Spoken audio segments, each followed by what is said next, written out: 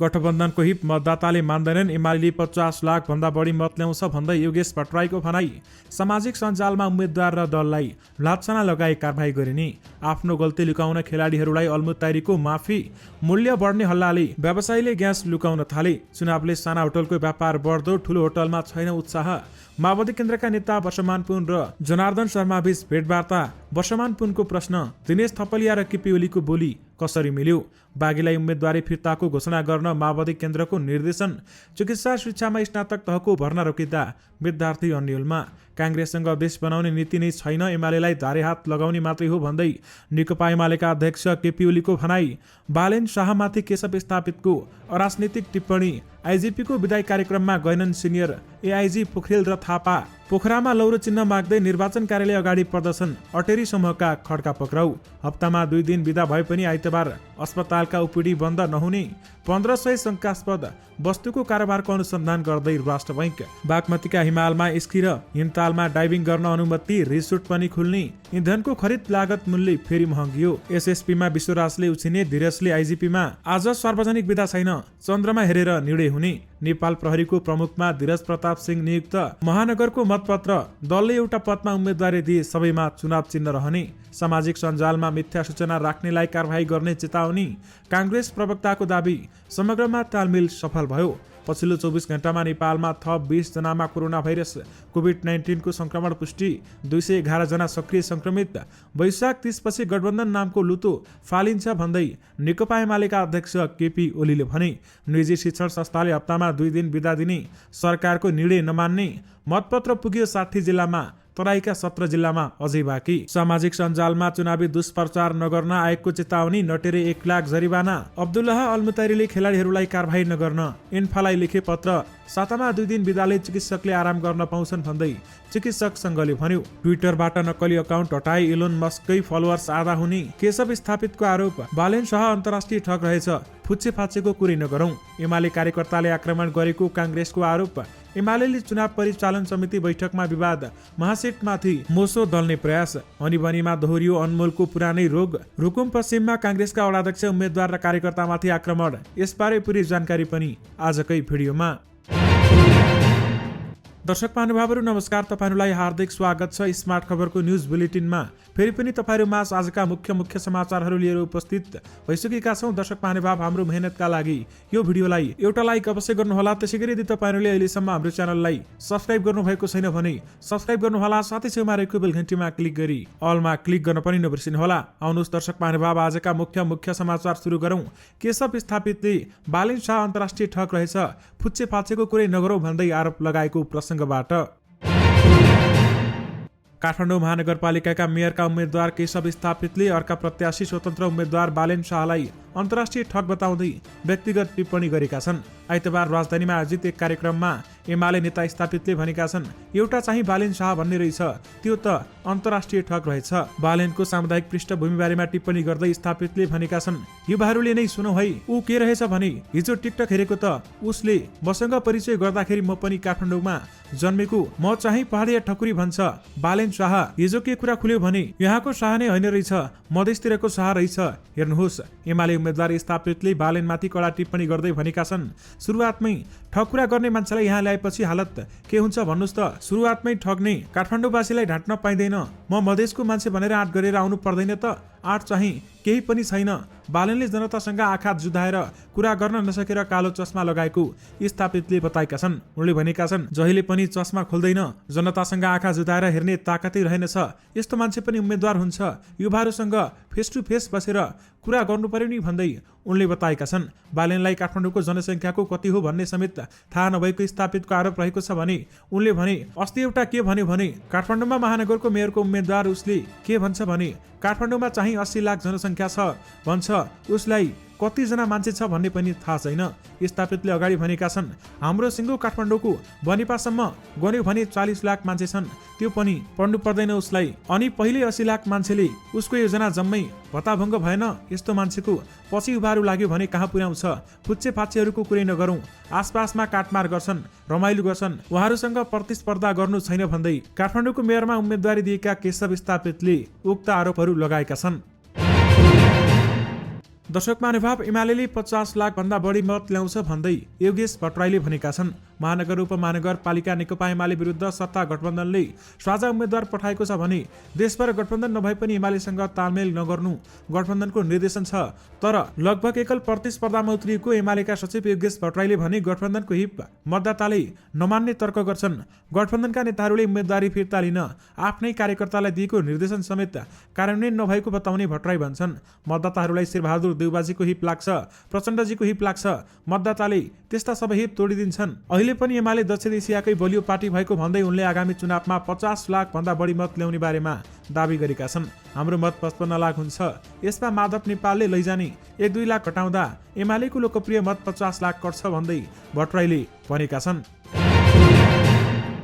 निर्वाचन आयोगले उम्मेद्वार र राजनीतिक दलहरूलाई लक्षित गरी सामाजिक सञ्जालहरूमा गलत सूचना र देशपूर्ण अभिव्यक्ति दिएमा कारबाही गर्ने चेतावनी दिएको छ। आइतबार एक विज्ञप्ति जारी गर्दै आयोगले उम्मेद्वार तथा राजनीतिक दलप्रति लक्षित गरी गलत भ्रामक चरित्र हत्या हुने, व्यक्तिगत लान्छना लगाउने, मानहानि हुने खालका सामग्री सामाजिक सञ्जालमा पोस्ट हुँदा निर्वाचनको स्वच्छता, स्वतन्त्रता र गरिमामा आँच पुग्ने समेत बताएको छ। यस्तो काम गरेमा निर्वाचन आचार संहिता विपरीत हुने र आयोगले कारबाही गर्ने प्रवक्ता शालिग्राम शर्मा पौडेलले बताएका छन्। निर्वाचन अवधिमा हुने मिथ्या सूचना, दुष्प्रचार र देशपूर्ण अभिव्यक्ति दिए आचार संहिता उल्लङ्घन गरेको ठानी निर्वाचन आयोग ऐन 2073 को दफा 23 बमोजिम कारबाही गर्ने आयोगले जनाएको छ भने दफा 23 मा आयोगको निर्देशन विपरीत काम गर्नेलाई 1 लाख रुपियाँसम्म जरिवानाको व्यवस्था छ भने आयोगले आम सञ्चार माध्यमबाट हुने मिथ्या सूचना, दुष्प्रचार र देशपूर्ण अभिव्यक्ति अनुगमन गर्न प्रेस काउन्सिल नेपाल र नेपाल पत्रकार महासंघलाई निर्देशन समेत दिएको छ। त्यस्तै मिथ्या सूचना, दुष्प्रचार र देशपूर्ण अभिव्यक्ति रोक्न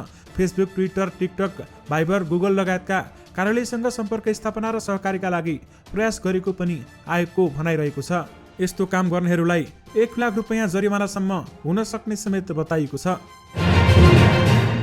गत बिहिबार पत्रकार सम्मेलन गरी राष्ट्रिय फुटबल टिमका 10 खेलाडीले प्रमुख प्रशिक्षक अब्दुल्ला अल्मुतारीमाथि गम्भीर आरोप लगाएका थिए। प्रशिक्षकले मानसिक दबाव दिएको भन्दै खेलाडीले सार्वजनिक असन्तुष्टि पोख्नु सामान्य विषय थिएन।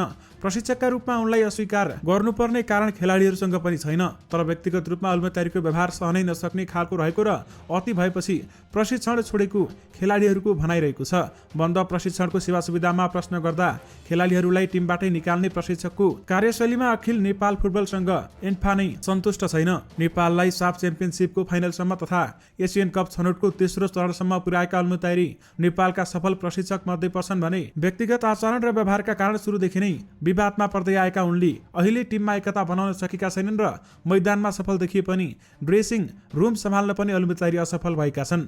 नेपाली फुटबल समर्थकको मन जित्न सुरुदेखि नै सामाजिक सञ्जालहरूलाई हतियार बनाउँदै आएका उनले फेरि एकपटक समर्थनको नजरमा म नराम्रो होइन भन्ने देखाउने प्रयास गरेका छन् र त्यसका लागि उनले आफैले टिमबाट निकालेका खेलाडीहरूलाई कुनै पनि कारबाही नगर्नु भन्दै एन्फा महासचिव इन्द्रमान तुलाधरलाई सम्बोधन गरी पत्र समेत लेखेका छन्। यानि कि आफ्नो गल्ती लुकाउन खेलाडीहरूलाई अल्मुतारीले माफी मागेको बताइएको छ। दर्शक महानुभाव, यसबारेमा तपाईँहरूलाई के लाग्छ हामीलाई यो भिडियोको कमेन्ट बक्स मार्फत बताउन भनी नबिर्सिनुहोला।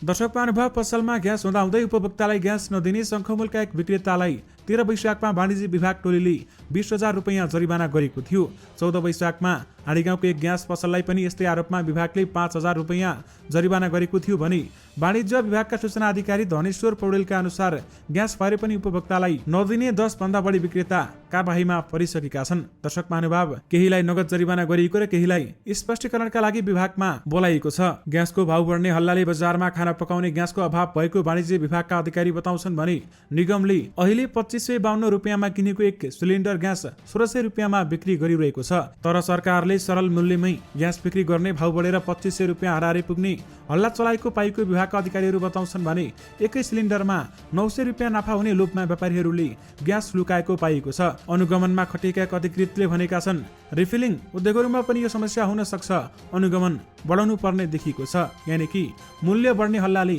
व्यवसायीले ग्यास लुकाउन थालेका छन्।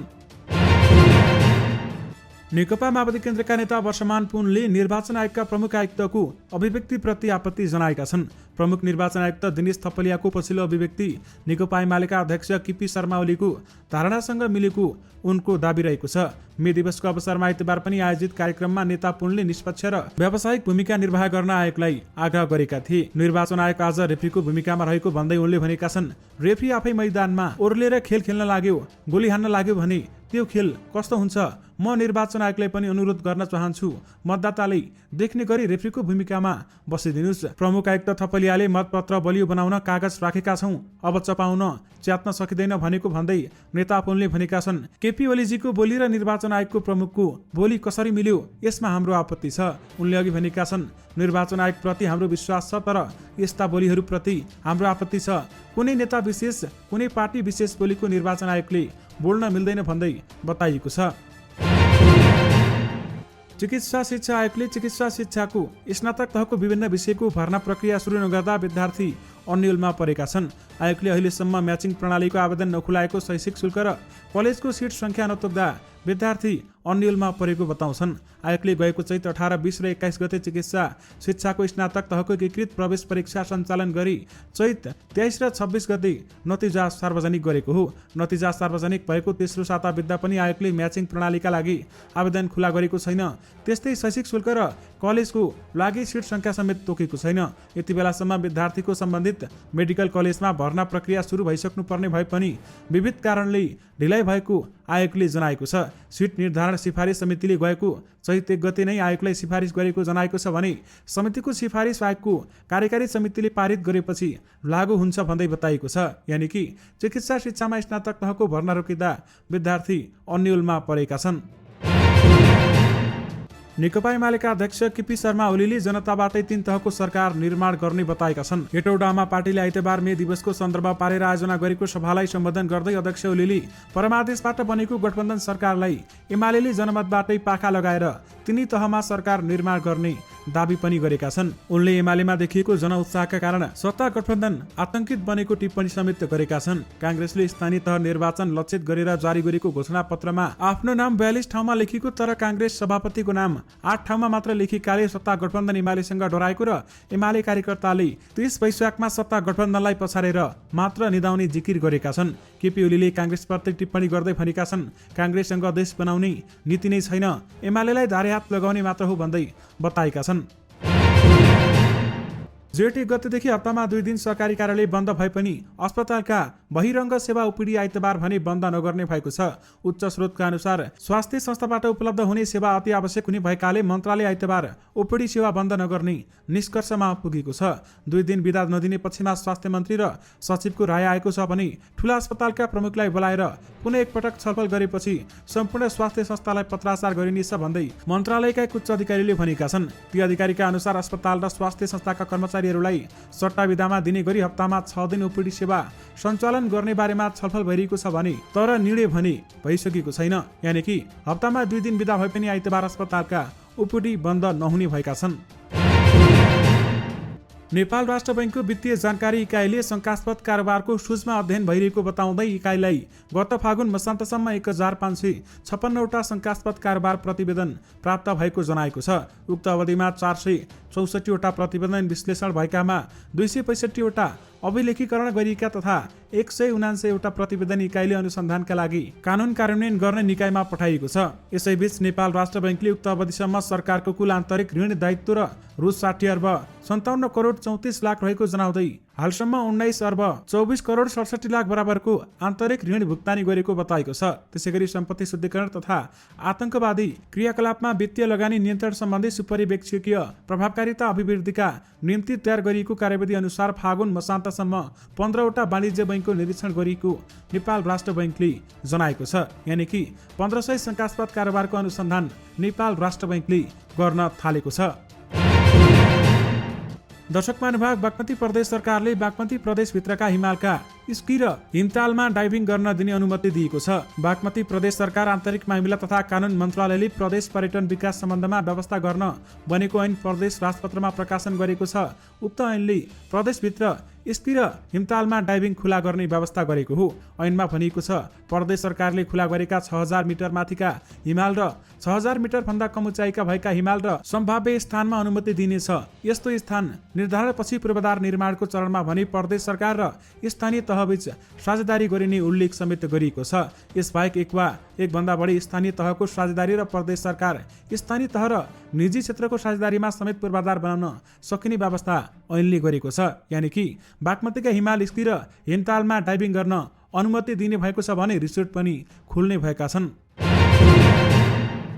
वैशाख पहिलो साता केही घटेको इन्धनको खरिद लागत मूल्य तेस्रो सातामा पुनः महँगो भएको नेपाल आयल निगमले जनाएको छ।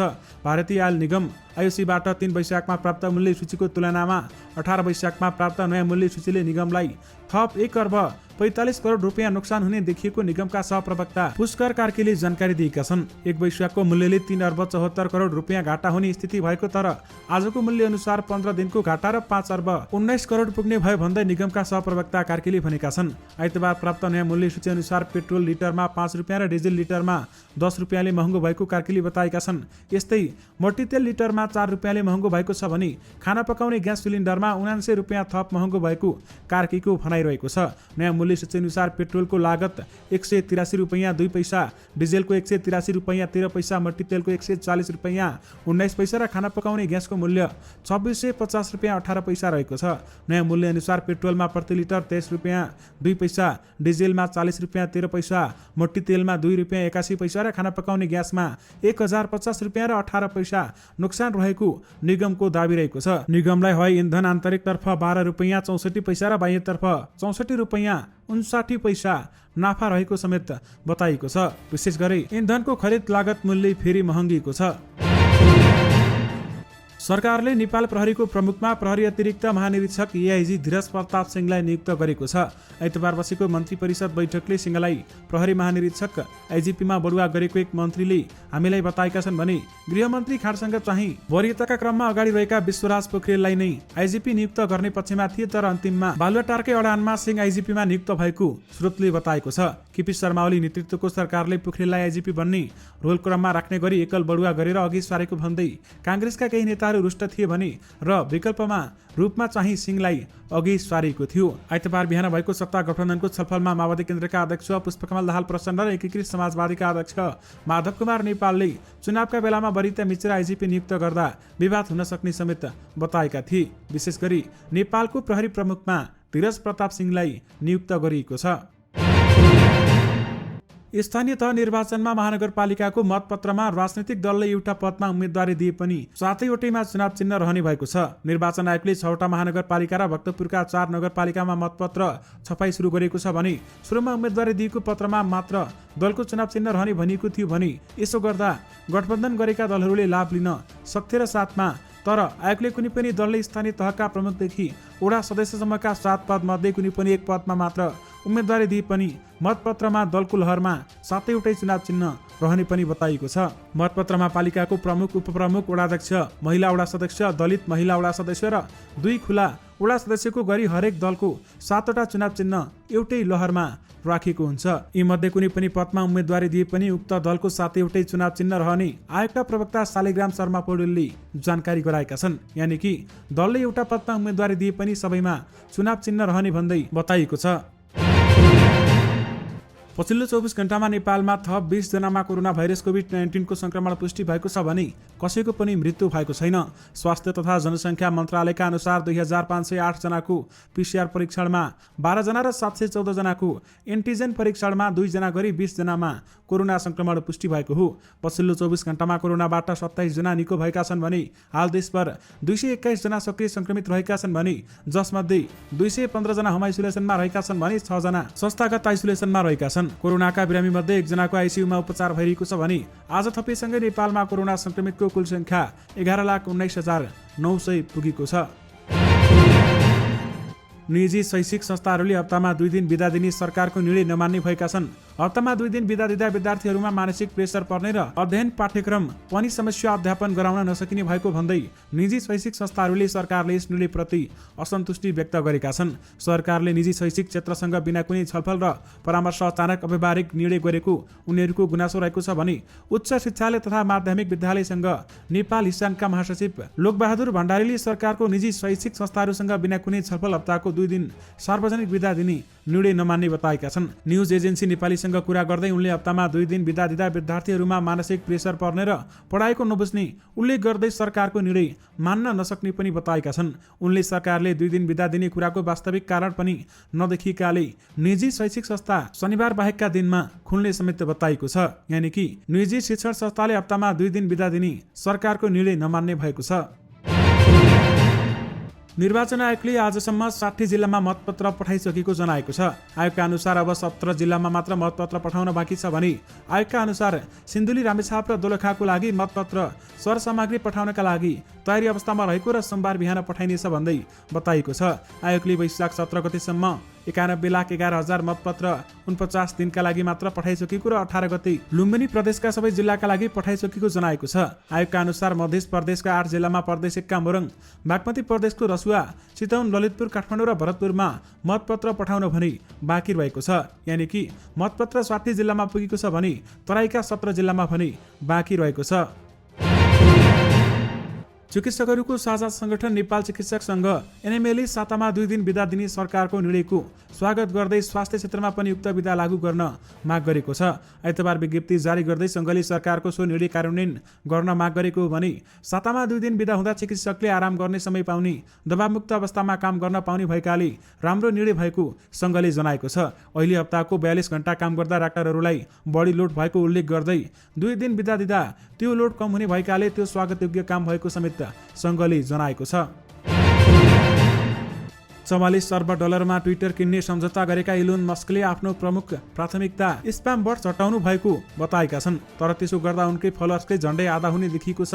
यही महिना मस्कले ट्विटर मार्फत स्प्याम बट्स ट्विटरको सबभन्दा रिसउठ्दो समस्या भएको बताएका थिए भने ट्विटरसँग सम्झौतापछि पनि उनले नक्कली अकाउन्ट बन्द गराउने बाचा गरेका छन्। ट्विटरमा स्प्याम बट्स भनेको कम्प्युटर प्रोग्रामकृत त्यस्ता नक्कली अकाउन्ट हुन् जसले वास्तविकता व्यक्तिको क्रियाकलापको नक्कल गर्छन्। मिथ्या समाचार प्रसार गर्नेदेखि लिएर विज्ञापन र ठगी जस्ता कामका लागि पनि यस्ता अकाउन्टको प्रयोग हुने गर्दछ। स्प्याम बट्सको समस्यासँग जुझ्न ट्विटरले विभिन्न नीति बनाए पनि ती प्रभावकारी हुन सकेका छैनन्। पाल्पाको रामपुरमा नेपाली कांग्रेसका कार्यकर्तामाथि आक्रमण भएको छ। कांग्रेस रामपुर नगर समितिले नेकपा एमालेका कार्यकर्ताले आफ्ना कार्यकर्तामाथि आक्रमण गरेको आरोप लगाएको छ भने आइतबार विज्ञप्ति जारी गरी कांग्रेसले रामपुर नगरपालिका कुमालटार स्थित बस्तीमा प्रचार प्रसार गरिरहेका कांग्रेस कार्यकर्तामाथि एमाले कार्यकर्ताले आक्रमण गरेको जनाएको हो। कांग्रेसले यस्ता घटना पुनः नहुँदै चेतावनी दिँदै स्वतन्त्र रूपमा चुनाव प्रचार प्रसार गर्न पाउने अधिकार सुनिश्चित गर्न प्रशासनको ध्यानाकर्षण समेत गराएको छ। मिथिला नगरपालिकामा नेकपा एमाले भित्र विवाद भएको छ। आइतबार लालगढ स्थित पुकार होटलमा बसेको चुनाव परिचालन मूल कमिटीको बैठकमा अचानक एमाले केन्द्रीय सचिव रघुवीर महासेठ पुगेपछि विवाद भएको हो भने नेता महासेठ पुगेपछि निवर्तमान मेयर हरिनारायण महतो पक्षका असन्तुष्ट कार्यकर्ता चर्को विरोध गर्दै कालोमोसो दल्नेसम्मको हुलहुज्जत गरेपछि विवाद भएको बैठकमा सहभागी नेताले बताएका छन्। विवादको हात हालहालको अवस्था सिर्जना भएपछि बैठक स्थगित भएको छ भने बाहिरबाट हरिनारायण पक्षका समर्थकहरू पुगेपछि सो स्थलमा तनाव सिर्जना भएको थियो भने इलाका प्रहरी कार्यालय ढल्केबगरबाट प्रहरी बैठक स्थलमा पुगेको थियो। विशेष गरी एमाले चुनाव चिन्ह परिचालन समिति बैठकमा विवाद भएको छ भने महासेठमाथि मोसो दल्ने प्रयास पनि गरिएको थियो।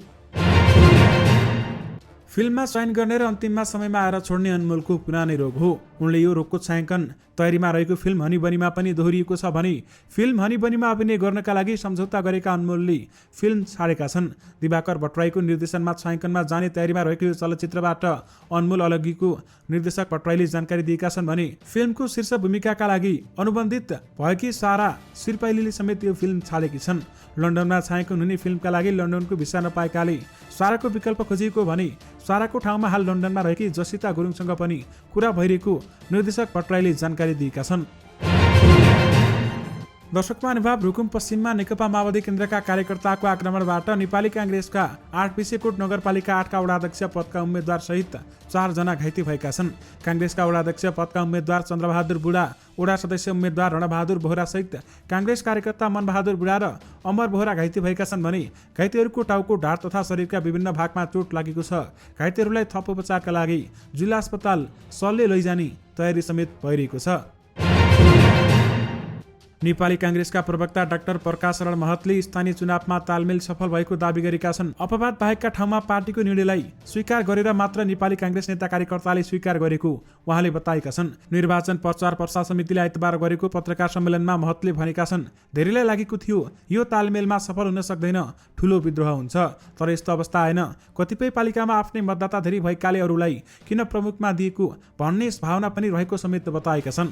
समग्रमा ठिक भएको भन्दै उनले भनेका छन्, एकाध स्थानीय तहमा जहाँ अझै विद्रोह हुने उम्मेद्वार हुनुहुन्छ ती साथीहरूले पनि पार्टी र गठबन्धनले तय गरेको उम्मेद्वारको पक्षमा आउनुहुनेछ भन्ने विश्वास छ भन्दै बताइएको छ। निर्वाचन अधिकृतको कार्यालय अगाडि नाराबाजी गरेको आरोपमा कास्की प्रहरीले सोमबार एकजनालाई नियन्त्रणमा लिएको छ। प्रहरीले पोखराका अशोक खड्कालाई नियन्त्रणमा लिएको हो भने मुख्य निर्वाचन अधिकृतको कार्यालय पोखराले नियन्त्रणमा लिएर कारबाही अगाडि बढाउन निवेदन गरेको आफूहरूले नियन्त्रणमा लिएको जिल्ला प्रहरी कार्यालय कास्कीका डीएसपी सुन्दर तिवारीले जानकारी दिएका छन्। मुख्य निर्वाचन अधिकृतको कार्यालयबाट पक्राउ गरी कारबाही गरिपाउँ भनेर निवेदन आएको थियो भने त्यसैको आधारमा अनुसन्धानका लागि नियन्त्रणमा लिएका हुँ भन्दै डीएसपी तिवारीले भनेका छन्। निर्वाचन कसुर तथा सजाय ऐन 2073 को दफा 20 को 1 क अनुसार खड्कालाई नियन्त्रणमा लिएको उनले जानकारी दिएका छन्। विशेष गरी पोखरामा लौरो चिन्ह माग्दै निर्वाचन कार्यालय अगाडि प्रदर्शन गरिएको छ भने 18 समूहका खड्का समेत पक्राउ परेका छन्। नेपाल प्रहरीका आइजिपी शैलेश थापा छेत्रीलाई विदाई गर्न आयोजित कार्यक्रममा प्रहरी अतिरिक्त महानिरीक्षक एआइजी विश्वराज पोखरेल र सहकुल बहादुर थापा उपस्थित भएका थिएनन्। आइतबार दिउँसो सरकारले तेस्रो परित्यागका धीरज प्रताप सिंहलाई आइजिपीमा नियुक्त गरेपछि रुष्ट बनेका पोखरेल र थापा प्रहरी प्रधान कार्यालय नक्सालको कार्यक्रममा सहभागी नभएका हुन् भने प्रहरी प्रधान कार्यालय नक्सालले आइजिपी क्षेत्र सहितका अवकाश पाउन लागेका उनका ब्याचका 19 उच्च प्रहरी अधिकृतलाई विदाई गर्ने कार्यक्रम समेत राखेको थियो। नेकपा माओवादी केन्द्रको बागमती प्रदेश समितिले प्रदेशभित्रका पालिका तथा वडामा बाँकी उम्मेदवारी दिएकाहरूलाई सोमबार साँझ 5 बजेसम्म उम्मेदवारी फिर्ताको घोषणा गर्न निर्देशन दिएको छ भने अध्यक्ष सरल सहयात्रीले आइतबार एक विज्ञप्ति जारी गर्दै पार्टीको आधिकारिक उम्मेदवारलाई समर्थन गरेको सो घोषणा गर्न निर्देशन दिएका छन्। नेकपा माओवादी केन्द्र बागमती प्रदेशभित्र रहेका पालिका तथा वडाहरूमा पार्टीका विरुद्ध बाँकी स्वतन्त्र उम्मेद्वार दिएका कमरेडहरूलाई आज 2079 वैशाख 19 गते 5 बजेभित्र वक्तव्य निकाली बाँकी स्वतन्त्र उम्मेद्वार नभएको र आफ्नो मत पार्टीभित्रको आधिकारिक उम्मेद्वारमै रहेको सो घोषणा गर्न निर्देशित गरिन्छ भन्दै विज्ञप्तिमा भनिएको छ। यानि कि बाँकी उम्मेदवारी फिर्ताको घोषणा गर्न माओवादीले निर्देशन दिएको छ। नेकपा माओवादी केन्द्रका नेताहरू वर्षमान पुन र जनार्दन शर्मा बीच आइतबार भेटघाट भएको छ। सिंहदरबार नजिकै रहेको बसेरा होटलमा पुन र शर्माले एउटै टेबलमा खाना खाँदै कुराकानी गरेका हुन् भने बजेट निर्माण बारेमा पूर्व अर्थमन्त्रीहरूसँग छलफलका क्रममा नेता पुन र शर्मा बीच कुराकानी भएको हो। आइतबार साँझ उनीहरूबीच छलफल भएको पुनका स्वकीय सचिव सन्तोष पुनले पुष्टि समेत गरेका छन्। दर्शक महानुभाव, यससँगै तपाईँहरूमाझ आजका सबै मुख्य समाचारहरू राखिसकेका छौँ। फेरि पनि तपाईँहरूमाझ नयाँ रिपोर्टहरूको साथमा उपस्थित हुने नै छौँ। अहिलेलाई भने मलाई बिदा दिनुहोस्। नमस्कार।